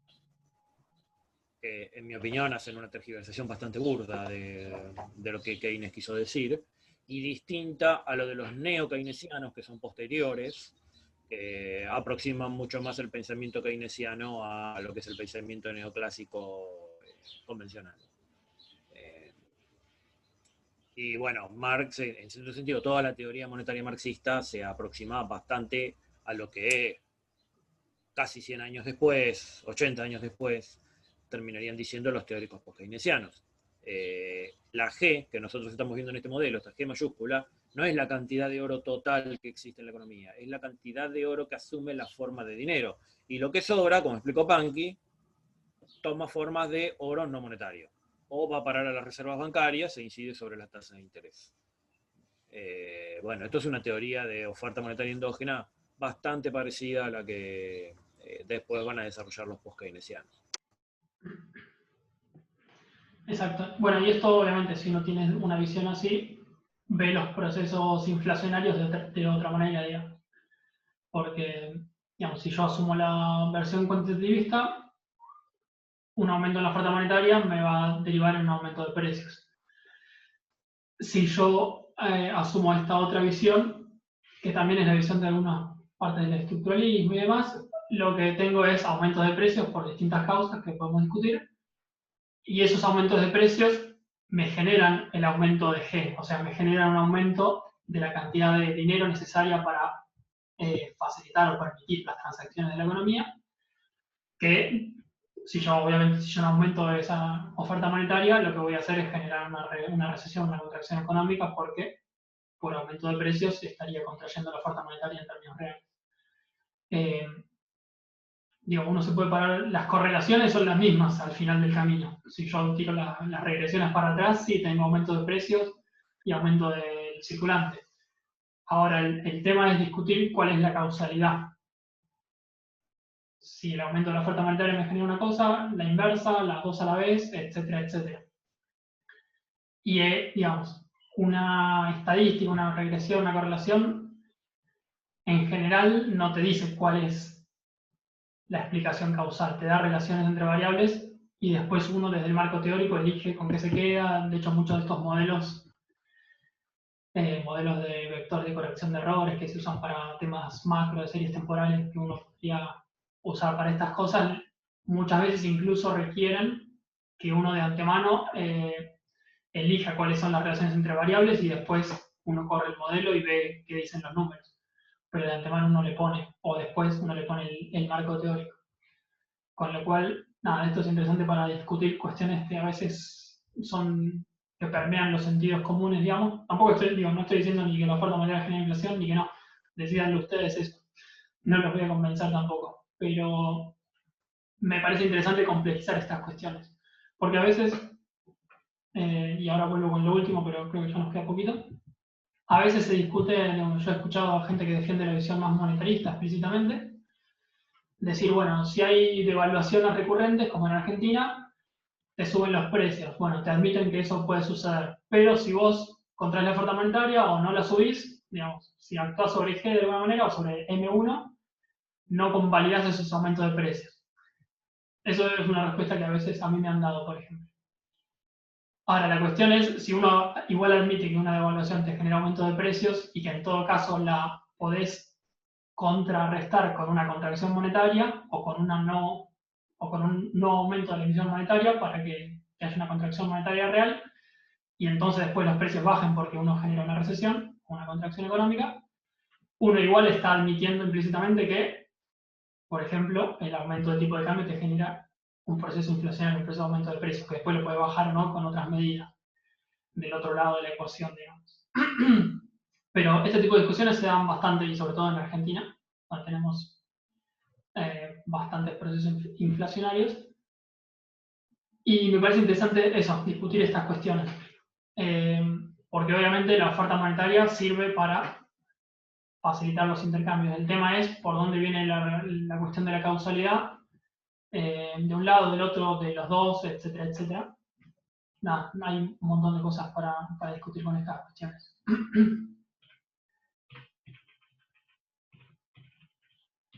Sobre la inflación en Argentina, hay un paper que pueden buscar de Frenkel de 2016 que hace regresiones econométricas y detecta varias relaciones que son interesantes que tienen que ver con esto que les decía, con aumento del tipo de cambio, con puja distributiva, si no recuerdo mal, con la inercia inflacionaria y alguna cuestión más.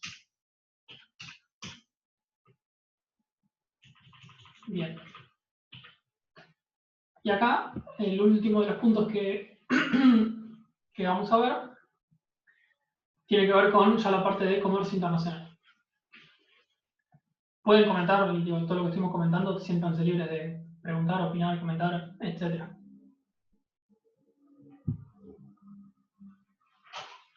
Si no, yo sigo, pero interrumpan cuando quieran. Bien. Esto es un ejercicio, una derivación un poco de lo que estuvimos viendo recién, pero aplicado al comercio internacional. ¿Qué sucede cuando hay flujos de oro, o sea, variaciones de lo que llamamos M1, por cambios en la balanza comercial? En este caso, en el caso del ejemplo que vamos a ver, si tenemos un superávit de balanza comercial, ¿qué es lo que generaría? Digamos, si tenemos más exportaciones que importaciones, aumenta la oferta de oro internamente en el país que estamos analizando. Acá, un poco el razonamiento es muy similar a lo que estuvimos analizando recién. Aumenta la demanda efectiva por todo lo que estuvimos viendo, aumenta la producción, aumenta la T, digamos, y aumenta G, aumenta la necesidad de oro para permitir esa circulación ampliada. Ahora, ¿cómo se distribuye este aumento en la cantidad de oro, este aumento en el oro circulante, el aumento en M1? Bueno, dice Marx, hay varios lugares a los que puede ir. Uno es esto que analizamos, termina aumentando G por todos los canales causales que estuvimos viendo. Es decir, va a satisfacer los requerimientos ampliados de esta circulación. La segunda, lo que estuvimos hablando, artículos de lujo, reservas bancarias, es decir, dinero excedente. Y la última, este aumento en el oro se puede reexportar. Es decir, reexportar en el sentido de mandarse a otros países. Básicamente de dos formas, una como préstamos internacionales, a cambio de la tasa de interés, y la otra como lo que hoy llamamos inversión extranjera directa, es decir, invertir ese capital en otros países en busca de plusvalía, básicamente. Y con estos mecanismos lo que yo hago es quitar ese excedente de oro de mi economía. Estos mecanismos particularmente son importantes para lo que es el análisis del comercio internacional desde una perspectiva marxista, que de eso hay mucho. No sé si lo llegamos a ver este año, pero algunos de los razonamientos, digamos, parten de estos conceptos. Esto que, digo, parece muy teórico, parece una obviedad, esto de reexportar el oro, es, por ejemplo, algo que hizo Japón durante décadas, en el siglo XX. Japón tuvo un proceso de crecimiento muy acelerado y, en definitiva, con una balanza comercial positiva, como hoy podría tener China, por ejemplo, tiene, de hecho. Y eso le generaba, en algún punto genera un problema porque tenés un exceso no de oro, pero de divisas, de dólares, etcétera, en tu economía interna, que te genera problemas de enfermedad holandesa que quizás hemos charlado, se te puede apreciar el tipo de cambio, una serie de problemas. ¿Y qué hizo Japón desde los 80, sobre todo en adelante? Es exportar, o sea, es decir, sacar circulante de su propia economía, bajo la forma de, sobre todo, de inversión extranjera directa. Comprar empresas de otros países, invertir en otros lados. China está haciendo lo mismo con empresas europeas, norteamericanas, etcétera, donde la dejan y muchas veces le ponen previsiones, y en eso está la economía mundial. Por eso insistimos siempre con que la economía y la política van bastante de la mano.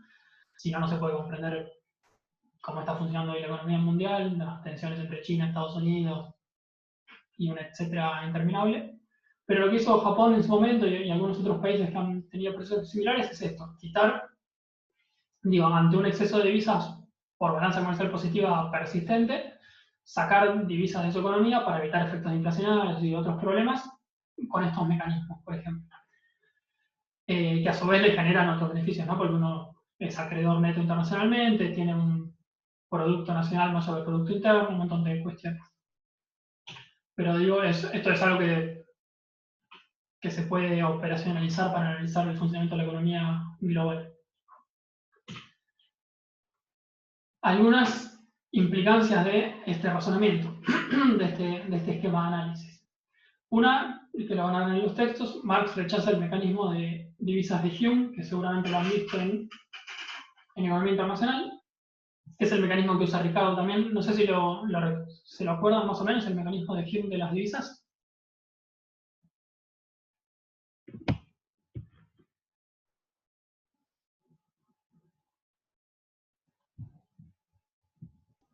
No, yo no cursé internacional, así que no sé. Bien, entonces, el mecanismo de divisa de Hume, que está en la base de los razonamientos de Ricardo, lo usa Ricardo para sus modelos, y un poco sigue en el tiempo ese mecanismo. Lo que dice es, la conclusión de ese mecanismo es que un país no puede tener sistemáticamente o persistentemente en el tiempo desequilibrios de balanza comercial, desequilibrios externos.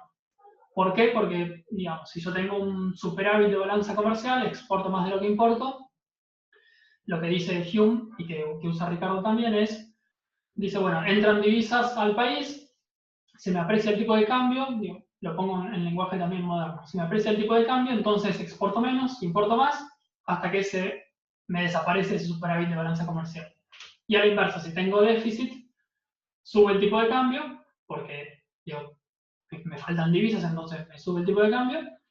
La subida del tipo de cambio hace que yo exporte más e importe menos, y se arregla de vuelta el déficit, en ese caso, de balanza comercial. Con lo cual, como en cualquier razonamiento neoclásico, uno siempre vuelve al equilibrio. A partir de ese equilibrio, se vuelve al equilibrio. Por lo tanto, no puede haber permanentemente países con superávit o déficit de balanza comercial. Ese es el mecanismo, sencillamente hablando, ese es el mecanismo de divisas de Hume, que está en la base de las cuentas comparativas y un montón de mecanismos de modelos, digamos, de comercio internacional. Sobre todo de los modelos estándar. Ahora, esto que dice todo este razonamiento de Marx en cuanto a la teoría monetaria y a sus implicancias para el comercio internacional, implica un rechazo de ese mecanismo de divisas. En parte, por esto que vimos acá, sobre todo que primero por los efectos que tiene en la economía un aumento en general del circulante de oro, de la oferta monetaria, y segundo porque incluso si hay un excedente se puede reexportar en busca de plusvalía, de tasa de interés, etcétera, etcétera. Entonces, él dice, no, efectivamente, el mecanismo de divisa de Hume no se corresponde con la realidad, ni con su modelo teórico, y un país sí puede, persistentemente, tener déficit o superávit de balanza comercial. Y si uno mira los datos de la economía global, bueno, me parece que dicen más eso que dice Marx, que un país puede efectivamente tener o superávit persistente de balanza comercial, como es el caso de Japón, Alemania, China, hace décadas, Corea del Sur, bueno, los tigres asiáticos después, etc. O déficit persistente, como es Estados Unidos hace también bastante, no sé hace cuántas décadas, pero varias, como es Argentina, tristemente, y otra serie de países. Salvo que me digan que en el largo plazo todo se ajusta y faltan 100 años, pero si un país puede estar 30, 40 años y vivir un proceso de desarrollo en el medio, yo creo que es un plazo suficientemente largo.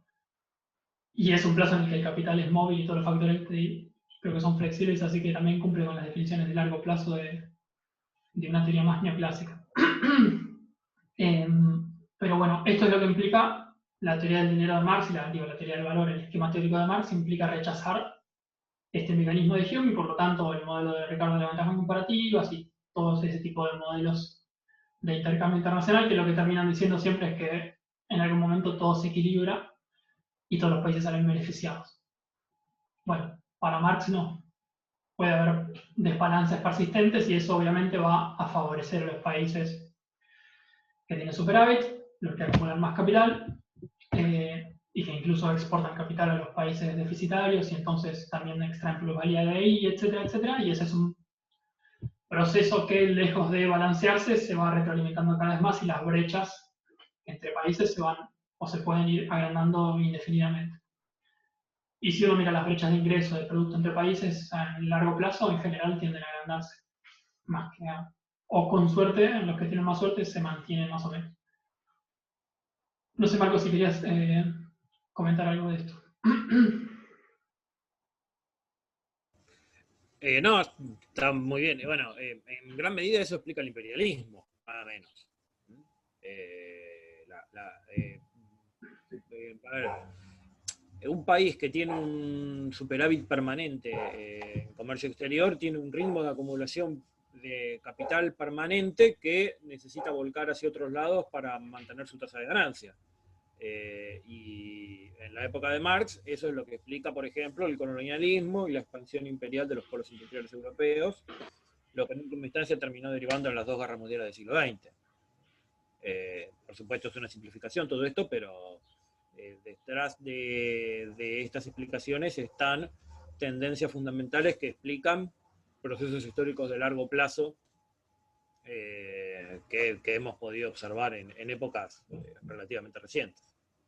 Y bueno, detrás de esto también, si llegamos, hay acá una crítica a la teoría de las ventajas comparativas ricardianas. Eso es un tema que tenemos previsto dar dentro de un par de clases si nos da el cronograma, pero bueno, acá hemos un poco anticipado estos argumentos, ¿no? O sea, la idea de que a partir de la teoría marxista del dinero se llega a conclusiones que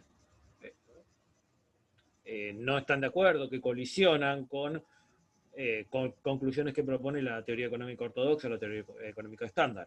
El comercio internacional no tiende a equilibrarse, todo lo contrario, puede haber desbalances permanentes o persistentes que profundizan la brecha de desarrollo entre países. Y eso es una realidad indiscutible que se observa en el mundo real. Sí, bueno, ahora nos queda muy poquito y ya terminamos. No sé si con esta Filmino o la otra. Y por ahí hacemos algún comentario más. Bueno, no sé si quedó claro esto del mecanismo de divisas de Hume y la cuestión del comercio internacional. Antes de pasar al siguiente punto. Ahí, como Sí, decía sí, Marcos. perfecto. Bien, gracias. Como decía Marcos, hay mucho más para charlar, pero esto es un adelanto. Otra implicancia de esta teoría del dinero de Marx es que si el precio, esto que está acá, si el precio de las mercancías está determinado por su valor en relación al del oro, que es una de las primeras definiciones que habíamos dado, entonces el salario monetario, dice, no puede influir permanentemente sobre el nivel de precios. ¿Por qué? Porque en definitiva todo depende de los valores, de los tipos de trabajo socialmente necesarios, de los precios reguladores, diríamos en lenguaje marxista. Entonces, esto implicaría que un marxista ortodoxo no aceptaría la inflación por suba de salarios, digamos, ese tipo de inflación de costos, o de argumento de que la suba de salarios genera inflación, un marxista creo que no la aceptaría. Un monetarista de la escuela austríaca tampoco, por razones distintas quizás, pero tampoco. Hay puntos de contacto a veces.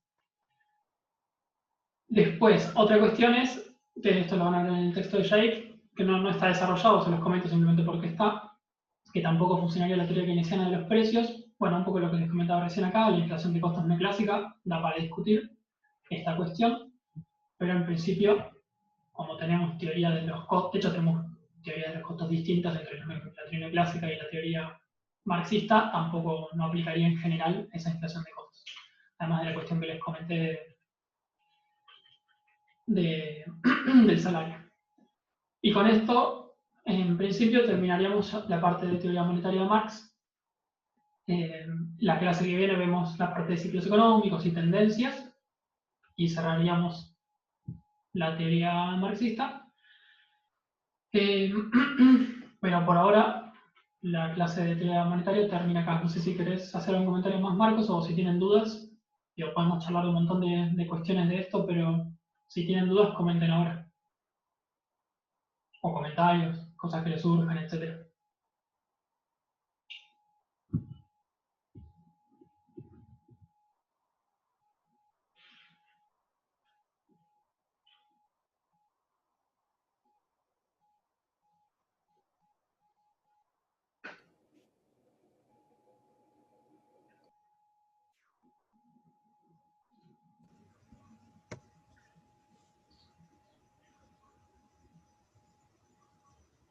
Bueno, son 7:20. Bueno, por mi parte no hay más que agregar. Y si no hay más comentarios, concluimos la clase. ¿Tenés indicada la bibliografía para estos temas? No la puse, después se las agrego pero las comentemos ahora. Se las agrego a la filmina y ya se les sube la filmina con eso.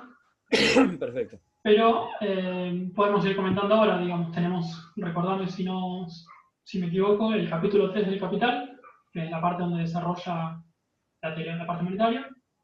El texto de Jake, que lo tienen en conjunto con... tienen más de una cosa, digamos, tienen cosas que vamos a ver en la clase que viene, pero ya lo pueden ir leyendo. El texto de Astarita para el programa de la transformación. ¿Qué más? ¿Está faltando algo? La Anwar Shaikh pueden leer el capítulo 4 completo. Que ahí está como un apartado la teoría del dinero y el resto del capítulo 4 habla de la cuestión de los desequilibrios comerciales internacionales. Bien, creo que no me falta nada, pero cualquier cosa los agrego en la filmina. No recuerdo con precisión ahora, pero creo que no. Era el texto de Astarita, el texto del capítulo 4 de Shaikh y el capítulo 3 del Capital. Exacto. Igualmente, bueno, está en el PTD también y en el campus, pero se los indico en la filmina ahora cuando se lo subo y les subo el video. Así lo pueden repasar y lo van a tener también los que no estudian. Bien. ¿Alguna otra duda o consulta? Aprovechen ahora.